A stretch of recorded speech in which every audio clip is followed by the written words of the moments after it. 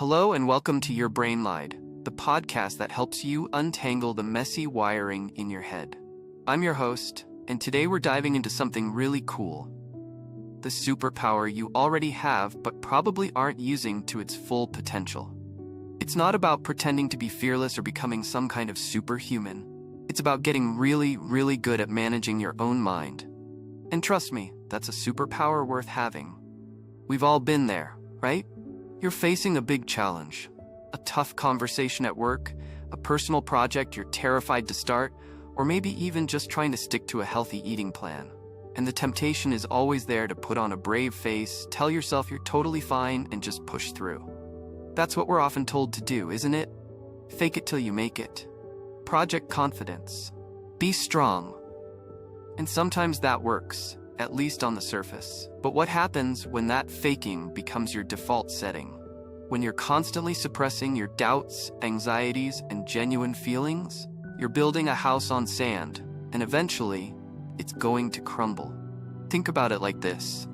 Your mind is a garden. You can try to ignore the weeds, cover them up with pretty flowers, or even just pretend they aren't there. But those weeds are still sucking the nutrients from your soil. They're still hindering the growth of the things you actually want to flourish. The same is true with your thoughts and emotions. You can't just ignore them away. You have to tend to them. You have to learn how to pull the weeds so that the good stuff can grow. So, what does it actually mean to master your mind? It's not about becoming a robot or eliminating all your emotions. That's impossible and frankly undesirable. Emotions are part of what makes us human. They give our lives richness and meaning. What it is about is developing a healthy relationship with your thoughts and feelings, so you can make conscious choices about how you respond to them. It's about moving from being reactive to being proactive, from being controlled by your emotions to being in control of them. Imagine you're driving a car. Your emotions are like the weather. Sometimes it's sunny and smooth sailing, other times it's raining, foggy, or even a full-blown blizzard. You can't control the weather, just like you can't control your emotions. But you can control how you drive in those conditions. You can slow down, turn on your headlights, use your windshield wipers, and navigate safely to your destination. Mastering your mind is like learning to drive well, no matter the emotional weather. Now let's talk about some common traps that keep us from mastering our minds and how to start escaping them. One of the biggest is living on autopilot. How many times have you gone through your day feeling like you're just going through the motions? You wake up, go to work, come home, watch TV, go to bed, and repeat. You're not really present, you're not really engaged, and you're certainly not thinking consciously about your thoughts and feelings. You're just running on a pre-programmed script. The antidote to autopilot is awareness. It's about intentionally noticing your thoughts, feelings, and sensations in the present moment. Stay without judgment. It sounds simple, but it takes practice. Start small. Maybe take 5 minutes each day to sit quietly and just observe your breath. Notice your thoughts as they arise, but don't get carried away by them. Just let them pass like clouds in the sky. This simple practice can start to rewire your brain and help you become more aware of your internal world. Another huge trap is believing everything your brain tells you. Our brains are amazing machines, but they're not always accurate. They're constantly making assumptions, filling in gaps, and telling us stories about ourselves and the world around us. And sometimes, those stories are based on inaccurate information, past experiences, or even just plain fear. For example, maybe you've applied for a new job and you haven't heard back yet.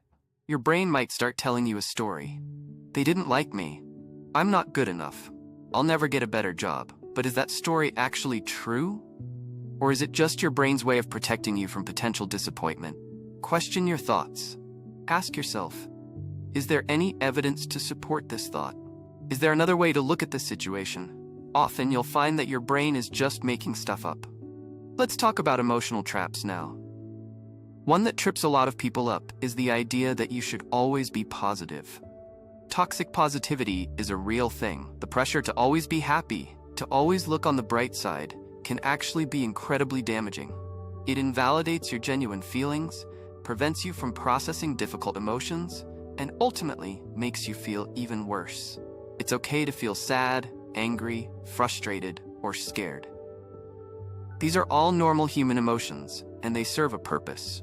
Trying to suppress them or pretend they don't exist is like trying to hold a beach ball underwater. Eventually, it's going to pop up and hit you in the face. Instead of trying to avoid negative emotions, learn to sit with them. Acknowledge them, allow yourself to feel them, and then gently explore what they're trying to tell you. What need is not being met? What boundary has been crossed? What action do you need to take? Which brings us to boundary setting. This is absolutely essential for mastering your mind and living a more fulfilling life.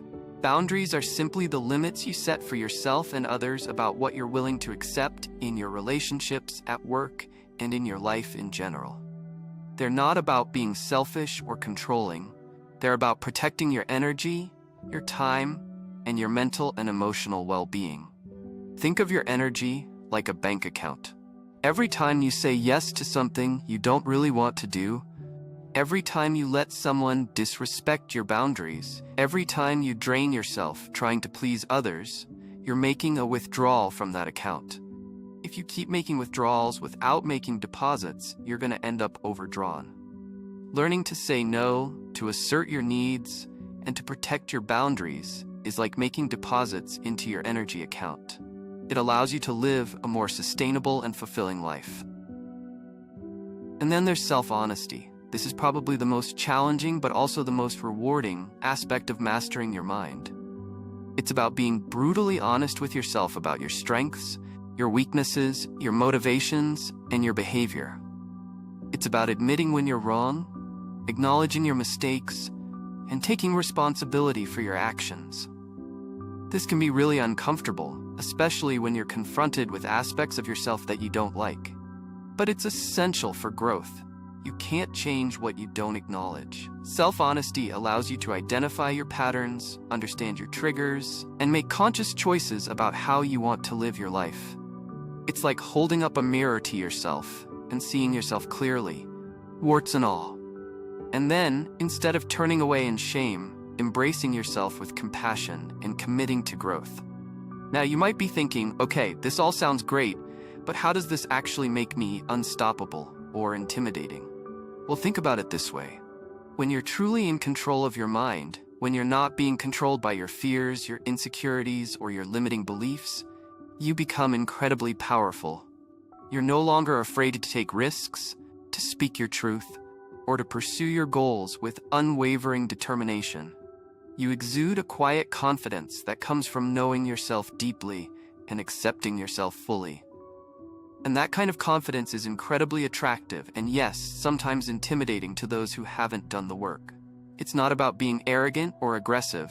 It's about being grounded, centered, and unwavering in your commitment to living your best life. People can sense that strength. They recognize it and respond to it. Imagine someone who has spent years learning to manage their anxiety, someone who can calmly and rationally approach stressful situations, someone who knows their value and isn't afraid to ask for what they deserve. Isn't that person much more likely to succeed, to lead effectively, and to inspire others? That's the power of mastering your mind. It's not about becoming someone you're not. It's about becoming the best version of yourself. So, how do you start? Here are a few practical takeaways you can start implementing today. First, schedule a daily check-in with yourself. Just 5 or 10 minutes to sit quietly, notice your thoughts and feelings, and ask yourself, how am I really doing? What do I need today? This simple practice can help you become more aware of your internal world and prevent you from running on autopilot. Second, start challenging your negative thoughts. When you notice yourself thinking something negative, ask yourself, is this actually true? Is there another way to look at this situation? What evidence do I have to support this thought? You might be surprised at how often your thoughts are based on inaccurate information or limiting beliefs. Third, practice setting small boundaries. Start with something simple, like saying no to a request you don't really want to fulfill or asking for help when you need it. The more you practice setting boundaries, the easier it will become to protect your energy and live a more authentic life. And finally, remember that this is a journey, not a destination. There will be ups and downs, setbacks, and breakthroughs. Be patient with yourself, be kind to yourself, and celebrate your progress along the way. You've got this. Subscribe to the channel. See you in the next video.